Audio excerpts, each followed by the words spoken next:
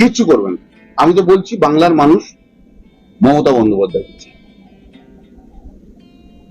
আর এই জাজমেন্টটা যখন স্টে হবে তার প্রভাবটা কেমন করবে সেটা বলবেন তো।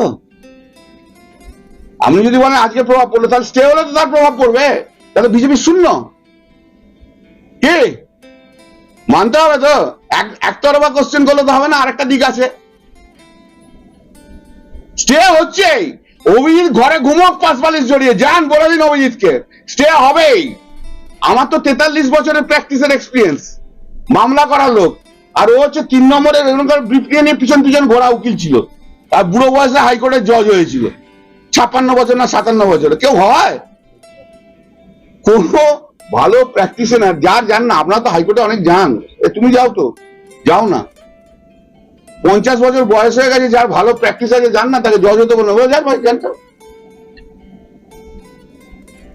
কোনগুলো যায় যাদের কিছু হয় না, দেখলো আর 2-3 বছর টিকতে পারবো না, কোন রকমের জজুতি করে পেনশন নিয়ে সারা জীবনটা কাটাবো, এইসব অভিজিৎ গঙ্গোপাধ্যায়ের মতো লোকেরা জজ হয়।